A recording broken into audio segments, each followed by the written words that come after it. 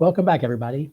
Our next speaker is Robert Glazer, the founder and chairman of the board of Acceleration Partners, which is a global partner marketing agency that has been the recipient of numerous industry and company culture awards, including Glassdoor's Employees' Choice Award 2 years in a row.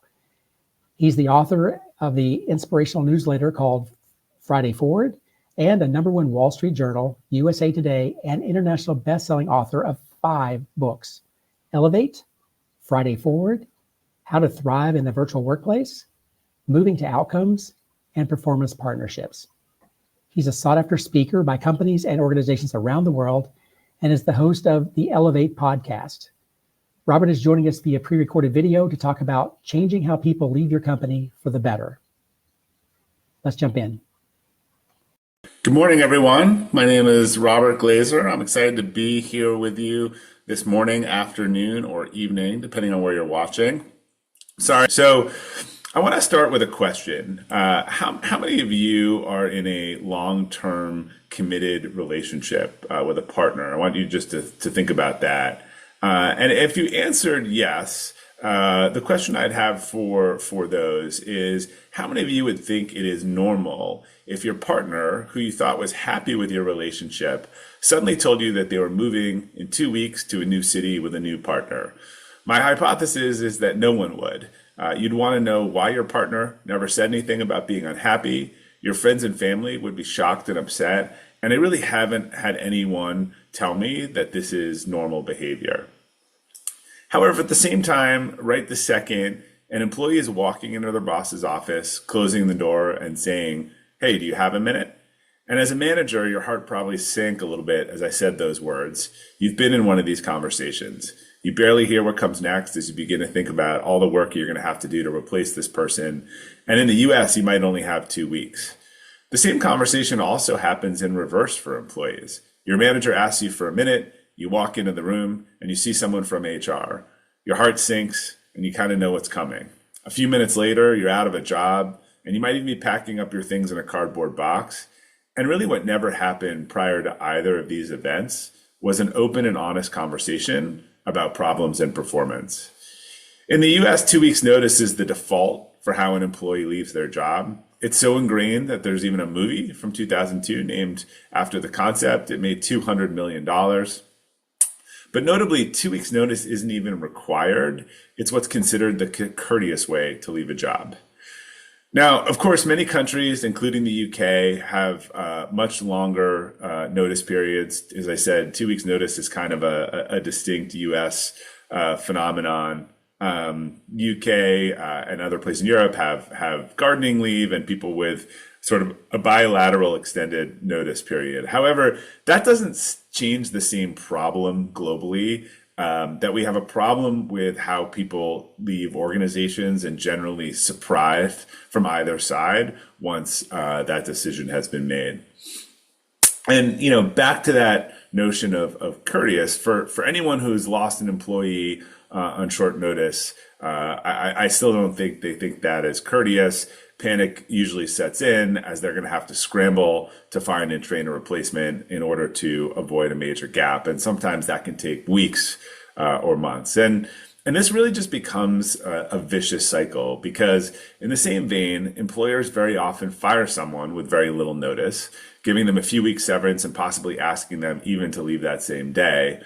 And that's often why they give such short notice. They feel like loyalty and transparency isn't rewarded, so they hide the fact that things aren't going well or they want to do something different or they want a new job.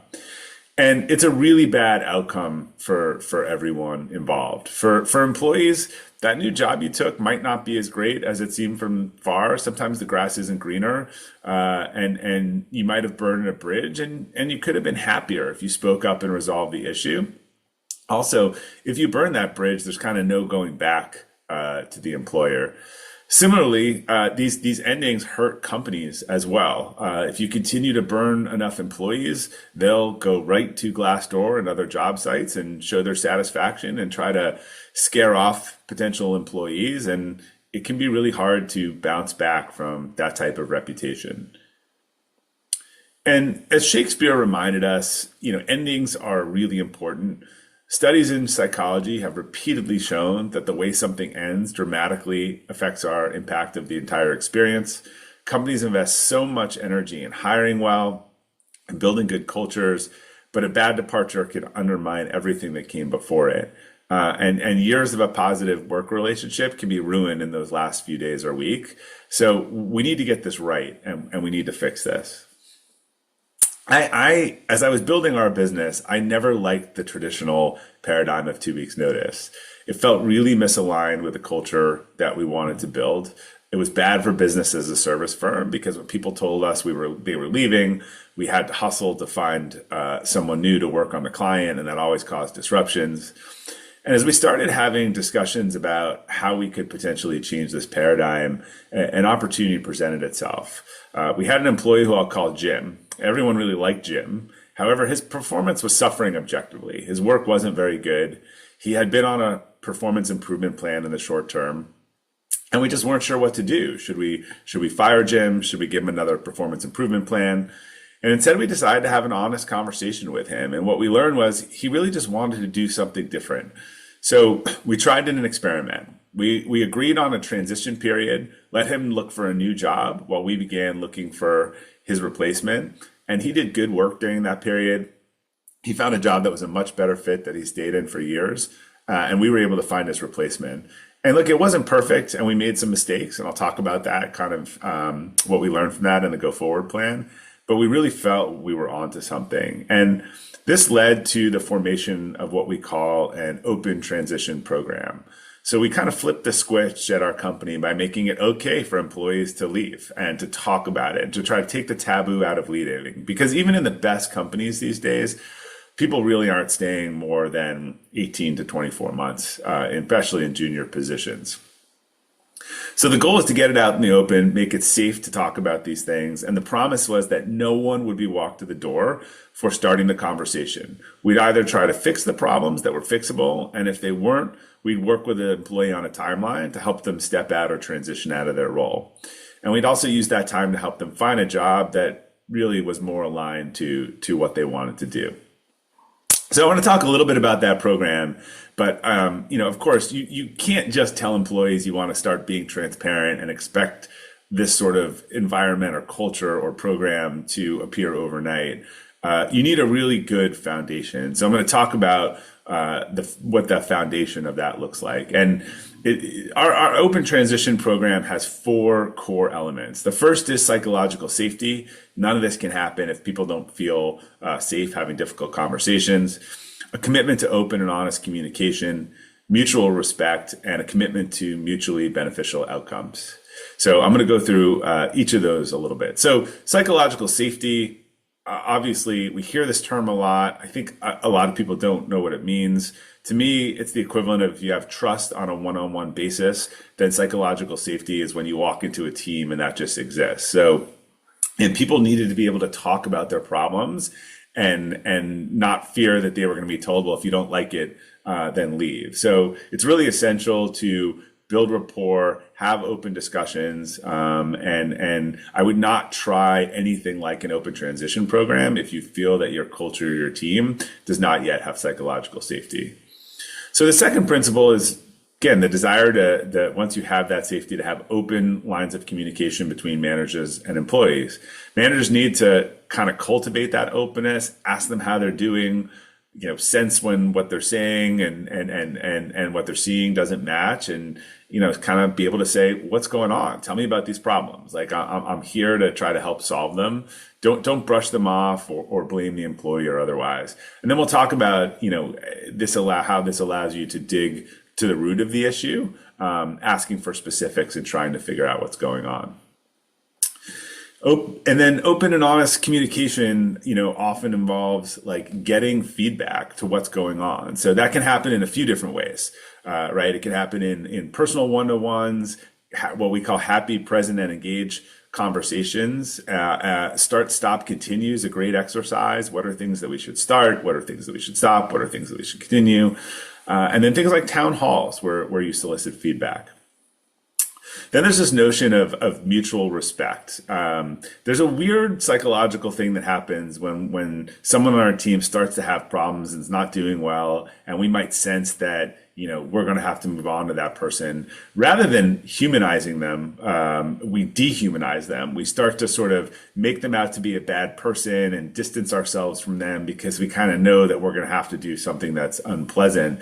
Rather than leaning into that relationship, seeing the whole person, having a discussion that says, "Hey, Mary, I love you and you're one of my favorite people, but do you want to be doing sales? We've been below quota for 4 quarters in a row. Obviously, this can't go on. I want to help you be successful." So you can have high standards and care about people at the same time. I think a lot of times a performance improvement plan or putting someone on a plan to kind of set them up to fail actually does more harm than good. I know a lot of attorneys and lawyers and barristers, say, well, you got to do this. But if you're doing that just to document that someone's failing, it doesn't stop them from making a claim or suing you. In fact, a famous study that listened to patients and doctors proved that the most lawsuits were not from doctors that made the most errors. They were from doctors who talked to their patients in the most disrespectful way.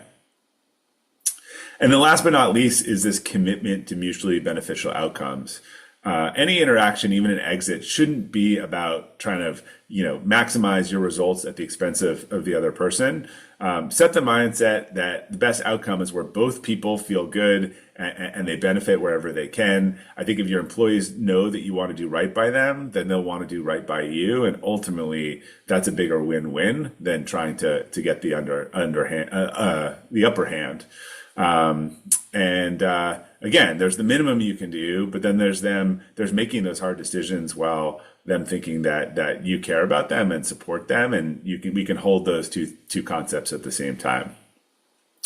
So what does it actually look like as you're approaching one of these conversations with an employee, who may not be the right fit at your company or has some problems going on? Let's kind of dive into what this looks like as a process. So the process begins when one side initiates the conversation. It could be an employee who's unhappy or struggling, and they feel that safety to have a discussion with their boss or in a one-on-one and sort of talk about what's going on. It could also just be performance issues that the manager needs to address. So let's say in this example, you have an unhappy employee. We'll call him Steve. And thanks to some of that groundwork you laid, Steve feels kind of safe talking to his manager and having the conversation. And his performance has been notably kind of tailing off. So the job of Steve's manager is not to just brush off that things aren't going well and hopes it gets better and don't fix the surface level problem, right? A lot of people can have a headache, and Tylenol stops the headache and the symptoms, but it doesn't stop the next headache, right? One person might be dehydrated, one person may be allergic to gluten, and one person may have some other problem, migraines, and so giving them a Tylenol is just the temporary solution. So we need to dig to the root. And my experience is there's typically, once you identify a problem, there's 3 different routes. So issue the employee can change. For example, resolving a personal issue or seeking some sort of training to improve their performance. There's issues that the company can change, maybe giving Steve a raise or a promotion for or he wants to go back to a team that he was on before because he misses it. And then the last one is the issues the company does not want to change. So Steve doesn't, really align with the company's mission, the values, or the workplace models, and you need to have some non-negotiables as an organization. So inevitably, if you figure out which one of these you're dealing with, you have a couple options, right? You can solve the issue, and sometimes that falls on the employee to solve. We'll talk about that. But in other cases, Steve might want something that the company can't or won't change, and you need to help Steve potentially find a new role. Maybe he's passionate about sales and wants to go back to the sales team, or maybe just not aligned with the company and he needs to work someplace else, and you can help him do that. So And each option has different circumstances. So in the first case, like where Steve was just really overwhelmed, he's got some schedule problems, and we need to work with him on his timing and his schedule, and he's going to have to replace the childcare that he lost. That's sort of on him to do. In the second one, where Steve, really sort of isn't doing as well in marketing and misses sales, well, we could give a call to the sales team, and he was a top sales performer, and say, hey, he really wants to come back. Do we have a role for him? And that might be a win-win for everyone. One caveat here, I will say that a lot of times people will seek to transfer an employee around in the company rather than making a difficult decision. I think the litmus test to use is that this person is a core value all-star on the team, and that you believe they have a 90% of chance of success in that new role. If you don't have a high probability, if they're showing core value problems, don't just move the problem around to the different part of the organization. And lastly, look, Steve may need a new company. Maybe you're a fully remote company. He really is struggling because he wants in office, and that's not what the other 99 employees out of 100 want. So you're not going to change the company or the values for Steve. So the answer for Steve is going to find a company that really supports in-person work and is set up to do that. So when you build an open transition program, it has a few essential components with them. And as I mentioned with our patient zero, this was some stuff that we had to learn over time. And so as you think about building a program to do this, I would encourage you to make sure you have all of these elements. So the first is having a written plan. So if we're talking about Steve again, we're going to write out a full transition plan for Steve, how he's going to hand over his work, what day he's going to leave, what he's going to be accountable for, the performance we're expecting to seeing, training his replacement, how hours he's going to do interviewing, and who he's going to communicate, like everything out in the open so that expectations are super clear. Next, again, we're going to set a clear timetable. I think this is the probably one of the harder parts, and this was the part we didn't do well with our patient zero gym. We kind of left it a little open-ended. So you got to pick a date, because I think the employee needs that sense of urgency. They need to know it's real, or else it could go on forever. So if it's 90 days, we're going to pick the 90 days and we're going to hold it. And they may or may not find that job in 90 days, but they've had enough period to interview and start and get going on the road. And you could extend it, but I think these hard and fast deadlines just hold everyone accountable to getting the right outcomes, because by that point, you've probably brought in the replacement and already changed it. Then again, communicate. As you talk about, to the team, there are different ways to do this. I go into it more in the book about how Steve's moving on, and we're excited to support him. And everyone who needs to know is in the loop, and no one is going to be surprised. And when Steve has an interview on a Tuesday morning, he lets his manager know, and everyone feels like they're who needs to be, that they're in the loop about what's going on, and there's really good communication, so there's no problem of expectation. Next, open your Rolodex, both the executive teams and the leaders. Find out what Steve is looking for. I have sent hundreds of introductions for current employees and people on transition programs at my company to other organizations, reached out, sent notes, resumes, even explained our program, explained why they're really looking to do something different, and we supported them. And even the ones that aren't successful, people are just super appreciative that you're willing to do this, and see the CEO of a company or see the management team really use those Rolodexes they have to help their employees be successful, even at other organizations. Look, provide internal resources. The HR team could help look over the resume. They could give feedback. They could do coaching with someone on the interview. They could kind of discuss with them as a mentor. How's that going? You've got these 2 job offers. Here's the questions I had asked. You have talent on your team, and you can use it to think about how you can make that employee successful. And then there's third-party support.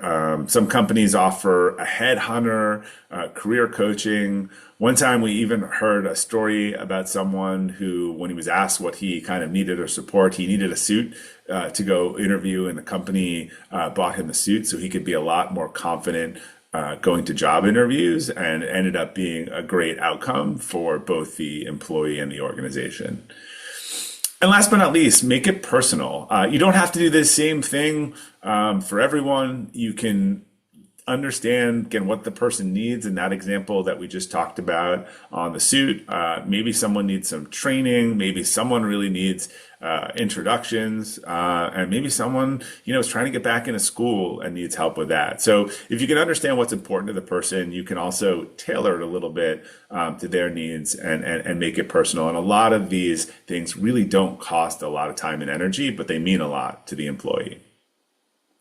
And look, occasionally things do go wrong. Even a well-run transition can go in the wrong direction. The person might grow disengaged. They may stop doing their work if they have one foot out the door. My experience is usually when this is all out in the open, they want to end well, and that doesn't happen, but it does. And if the person turns toxic, if their work quality goes way down, if they become a risk to your clients, I recommend moving forward with an expedited separation in the case, particularly if the behavior is putting the business at risk in any way. And unfortunately, we had to do that on several occasions. But also that was really outlined in that clear communication plan as a standard that the person fell behind. Again, these cases, in my experience, are rare expectations. They're the 1 or 2 out of 50 or 100. There's a lot of incentive to have this end well and to go on with the support and the references from your past organizations. Now, I know some of you are watching this, and I don't blame you for thinking that this could never work at your company. However, if you're resistant to try, just ask yourself, how much damage is the current paradigm doing to your company? What relationships are being broken? And how much of your business is hurt by kind of abrupt turnovers or turnovers that are surprise? And as much as you estimate, it's probably more, because the most damaging people at your organization are actually not the people that quit and leave. A lot of our organizations are filled with people who have quit and stay. And I've been speaking about this topic for years. I had a TEDx talk and a HBR article on it before I wrote the book. And I still get emails to this day from people who have tried it at their companies over the objections of their team and found it rewarding. I actually remember after a conference that I spoke about this, without giving a lot of the resources, without having the book, without having the TED Talk, someone emailed me months later and said, "I saw you speak on this. I was really frustrated with how this was handled at our company. We just started trying it, and it's not perfect, but it's so much better than how it was." And that's part of the reason why I wrote this book. I really wanted to give as many people as possible the playbook to how to move to an open transition program in their company. Look, the reality is we live in a world today dominated by personal and professional ghosting. Our overall level of courtesy and civility is decaying. And I really believe this is an opportunity to treat each other better and possibly bring a little humanity back to one of the worst parts of the professional world today. But we can't do it alone. Again, this is an overdue playbook that I think really needs to be replaced, and I hope this is part of the new playbook.